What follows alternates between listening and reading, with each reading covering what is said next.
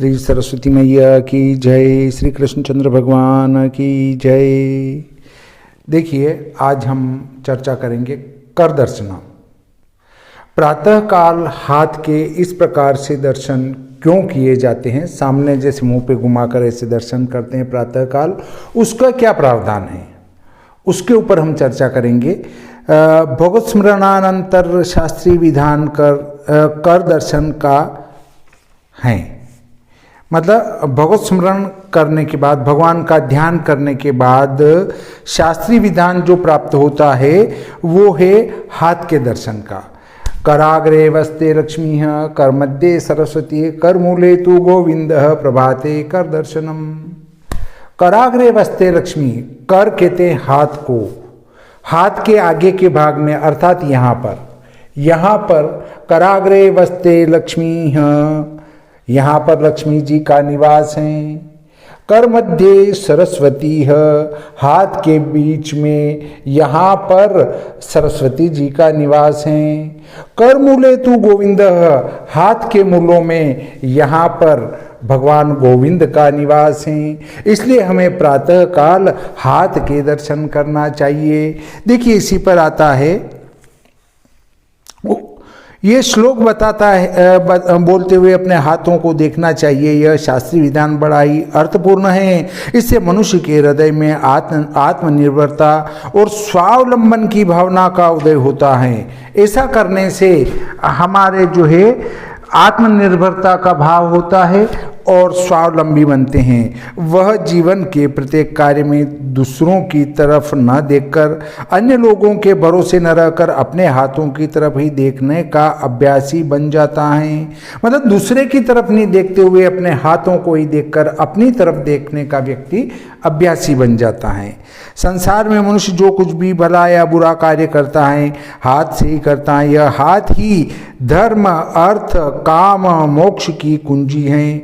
मूल श्लोक में बतलाया गया है कि मानव जीवन की सफलता के लिए संसार में 3 वस्तुओं की आवश्यकता होती है: धन, ज्ञान और ईश्वर। पहले व्यक्ति को धन इकट्ठा करना चाहिए, धन से धर्म होगा और धर्म से हमें मोक्ष की प्राप्ति होगी। और परंतु धन कैसे प्राप्त होगा? जब आपके पास सरस्वती जी होगी। तो सरस्वती जी और धन एक दूसरे के पूरक हुए। इनमें से एक के बिना भी जीवन अधूरा है। यह तीनों लक्ष्य भूत वस्तुएं हमारे हाथ, जो कि कर्म का प्रतीक है, में निवास करती हैं। अर्थात अपने हाथों द्वारा शुभाशुभ कार्य करके हम इन वस्तुओं को प्राप्त कर सकते हैं। देखिए, हम अच्छे कार्य कर करके जो है इन वस्तुओं को प्राप्त कर सकते हैं। इसलिए करतल अवलोकन करते हुए श्लोक पठित भावना को आत्मसात करना चाहिए। इसलिए हाथ का दर्शन करते हुए उन देवताओं का वहाँ ध्यान करना चाहिए और अनुभव करना चाहिए कि मैं अपने जीवन में सफल व्यक्ति बनूंगा। मैं किसी के सहारे न रहकर अपने हाथों के ऊपर निर्भर रहूंगा। इनसे परिश्रम करके मैं दरिद्रता व मूर्खता को परास्त करूंगा और अंत में गोविंद को प्राप्त कर जीवन मुक्त हो जाऊंगा। अब देखिए, भारत माता की वंदना भी की गई है। मातृभूमि वंदना भी प्रातःकालीन कृत्य में से आवश्यक कृत्य हैं। कर दर्शन के अनंतर शास्त्रकारों ने मातृ वंदना का विधान किया है। नीचे का श्लोक है जो पृथ्वी का स्पर्श करते हुए उनकी वंदना करना चाहिए। मतलब पृथ्वी माता को प्रणाम करते हुए इसका जो है स्मरण करना चाहिए। समुद्र वसने देवी पर्वत स्तन मंडले, विष्णु पत्नी नमस्तुभ्यं पाद स्पर्श क्षमस्व में। अर्थात समुद्र जिनके कपड़े हैं, पहाड़ जिनके स्तन हैं, ऐसी विष्णु की पत्नी हे पृथ्वी देवी, मैं तुम्हें नमस्कार करता हूँ और प्रार्थना करता हूं कि मैं आपको दिन भर पैरों से स्पर्श करूंगा, उसके लिए आप मुझे माफ कर दें। इस श्लोक का ये भाव है। भारत माता के आधुनिक पुजारियों से दो बातें। उपयुक्त श्लोक में कितने सरल और संक्षिप्त शब्दों में रूपक द्वारा मातृभूमि का चित्र प्रस्तुत किया गया है, यह सहज ही जाना जा सकता है। कुछ लोगों का विचार है कि देश प्रेम तथा मातृ प्रेम आदि भावनाएं पश्चिम की देन है और विदेशी संपर्क से ही भारत में इनका प्रचार एवं प्रसार हुआ है। उनका कहना है कि किसी पार्टी के द्वारा पराधीनता के विरुद्ध उठाए गए जन आंदोलन से पूर्व मातृभूमि या भारत माता की कोई कल्पना भारतीयों के सामने थी ही नहीं। यह बात सत्य से कोसों दूर तो है ही, किंतु विदेशी प्रभुओं द्वारा प्रसारित उस शरारतपूर्ण प्रचार का भी अच्छा खासा नमूना है जो वे लोग भारतीय संस्कृति को बदनाम करने के लिए समय समय पर किया करते थे। वंदे मातरम का राग अलापने वाले आधुनिक देशभक्त तो खास समारोहों पर भारत माता की वंदना करके फूले नहीं समाते, किंतु देश में करोड़ों की संख्या में बसने वाले और प्रतिदिन प्रातःकाल नियम पूर्वक भारत माता की वंदना करने वाले भारत माँ के सच्चे भक्तों की मुख साधना को कितने व्यक्ति जान पाते हैं। सहस्त्रों वर्ष पूर्व प्रचलित सनातन धर्मियों के धार्मिक नित्य कृत्यों में भारत माता वंदना का यह विधान उन लोगों के लिए एक खुली चुनौती है जो मातृभूमि प्रेम का आधुनिक युग की देन बतलाते हैं। राष्ट्रीय चेतना का मूल मंत्र। राष्ट्रीय चेतना का मूल मंत्र क्या है, अब हम उस पर चर्चा करेंगे। पद्य में मातृभूमि के उन सब गुणों का जो कि एक माता में होने चाहिए वर्णन बड़े ही सुंदर ढंग से किया गया है। 32 अक्षरों के छोटे से अनुष्टुप व्रत में इतनी सरलता से इतने गंभीर अर्थों का समावेश ही इस वंदना की विशेषता है। प्रथम पाद में भारत माँ को समुद्र वसने कहा गया है। इसका तात्पर्य जहाँ भारत वर्ष की भौगोलिक सीमा समुद्र से घिरी हुई निर्देश करना है, वहाँ भारत माँ की लज्जाशीलता को भी बतलाना है। देखिए, पूरा भारत जो है समुद्र से घिरा हुआ है, इसलिए समुद्र वसने देवी, समुद्र आपके वस्त्र हैं, इसलिए कहा गया है क्योंकि भारत पूरा का पूरा समुद्र के बीच में आया हुआ है। सभी पुत्र अपनी माता को बहुमूल्य वस्त्राभरणों से अलंकृत देखकर प्रसन्नता का अनुभव करते हैं। यह भी हम सबकी हार्दिक कामना होती है कि जननी जैसे गौरवपूर्ण पद पर प्रतिष्ठित कोई भी स्त्री सभी आदर्श गुणों से युक्त होनी चाहिए। उसमें स्त्री सुलभ शालीनता अवश्य हो। वस्त्रों की चर्चा करते हुए कवि ने इस वंदना को लक्षणा द्वारा भारत माँ की शालीनता को भली भांति प्रकट कर दिया है। भारतवर्ष में दूर दूर तक फले हुए हरे भरे वनों उपवनों को वस्त्र न कहकर समुद्र को ही भारत माँ के वस्त्र से उपमित करना भी रहस्य से खाली नहीं है। बहुत प्राचीन समय से ही समुद्र विदेशी व्यापार की कुंजी रहा है। आज भी जिन राष्ट्रों का समुद्र पर अधिकार हैं वे थैली शाह बने बैठे हैं। इस वंदना की रचना के समय समुद्र भारत के अधिकार में थे। समुद्रों से होने वाले व्यापार पर उसका पूर्ण अधिकार था। फलतः भारत माँ इस समुद्रों का उपयोग उतने ही प्रेम, सावधानी और चाव से करती थी जितनी कि आज भी स्त्रियां अपने बहुमूल्य वस्त्रों की करती हैं। इन वस्त्रों से उसकी लोकोत्तर शोभा होती थी जिसको देखकर विदेशी ईर्ष्या किया करते थे।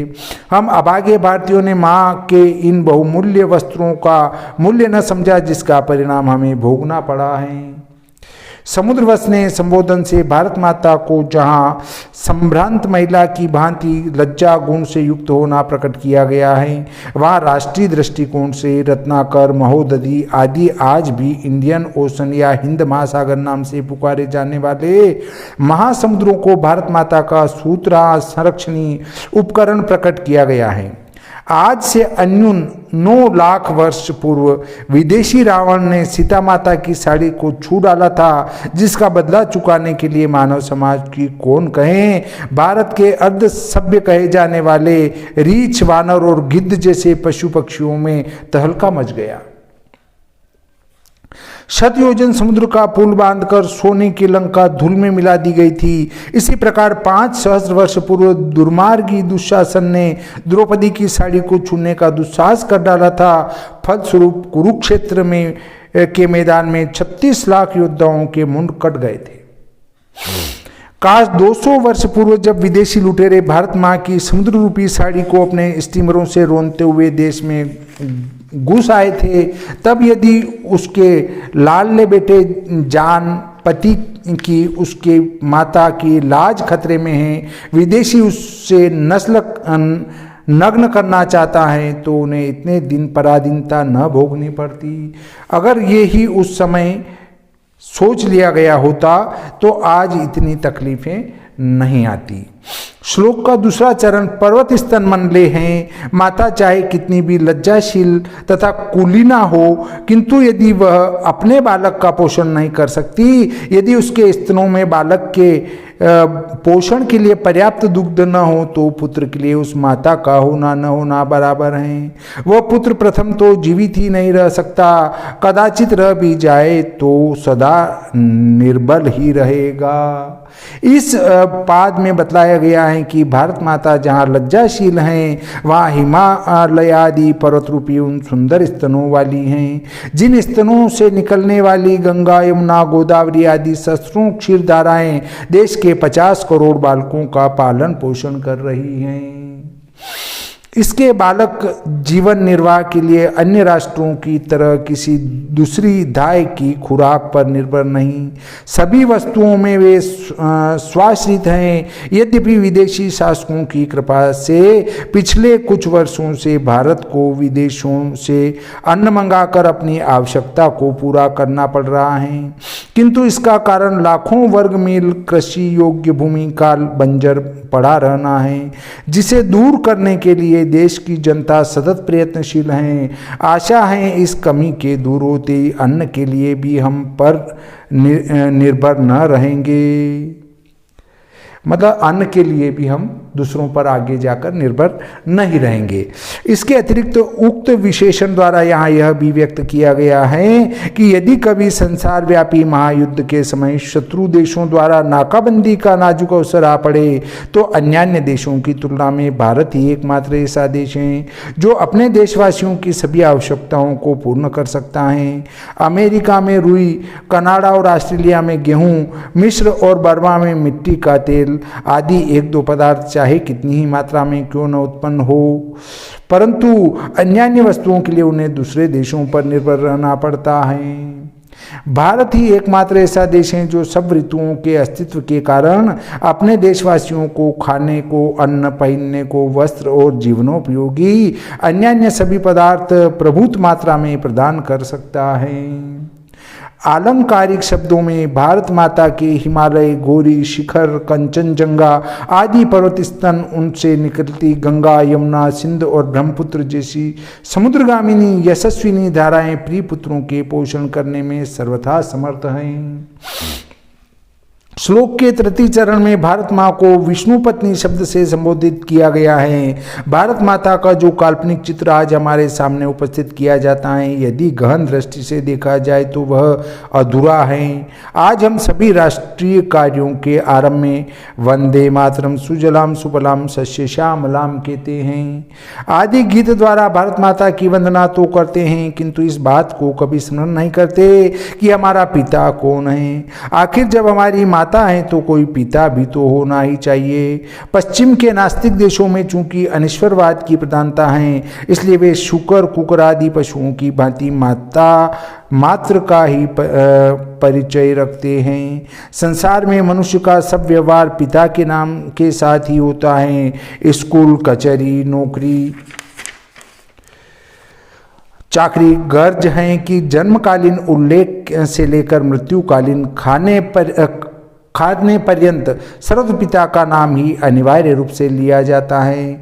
केवल नाने के घर में मातामह की गोद में बैठे बालक को देखकर किसी से के यह पूछने पर कि यह बालक किसका है, नाना महाशय अपनी लड़की का नाम न लेते हुए बालक का परिचय दिया करते हैं, तो क्या परम पिता ईश्वर के से परांगमुख भारत माता के पुत्र होने का दम भरने वाले ये आधुनिक छोकरे भारत को अपनी पितृगृह नहीं समझते हैं? क्या वे अपने आप को नाना के घर का मेहमान मानते हैं?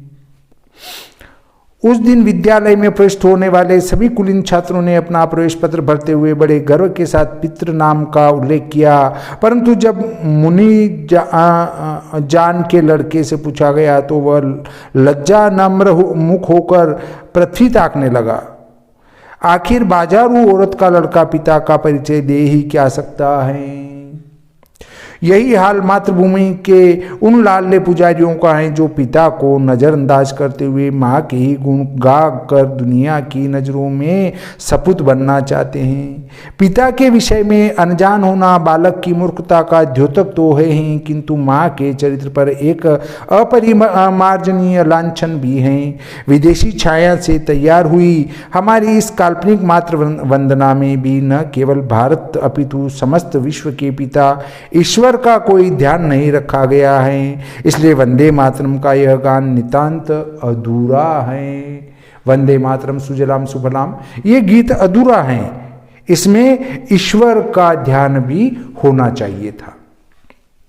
इसके विपरीत उपयुक्त पद्य में विष्णु पत्नी कहकर जहाँ भारत माता को सौभाग्यवती बताकर वंदना की गई है, वहाँ आध्यात्मिक दृष्टि से हमारा ईश्वर के साथ कितना घनिष्ठ संबंध है यह भी भली भांति दर्शाया गया है। इसके अतिरिक्त वंदना पूर्वक भूमि स्पर्श करते हुए हम एक सत्पुत्र की भांति अपने हृदय में विद्यमान मातृ प्रेम को प्रकट करके अपने कर्तव्य का पालन भी करते हैं। इसलिए प्रत्येक भारतीय को, जो कि भारत भू को हृदय से मातृभूमि समझता है, अवश्य ही भूमि माता की वंदना करना चाहिए।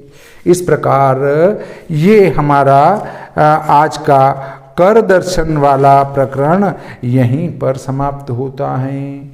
श्री सरस्वती मैया की जय, श्री कृष्णचंद्र भगवान की जय।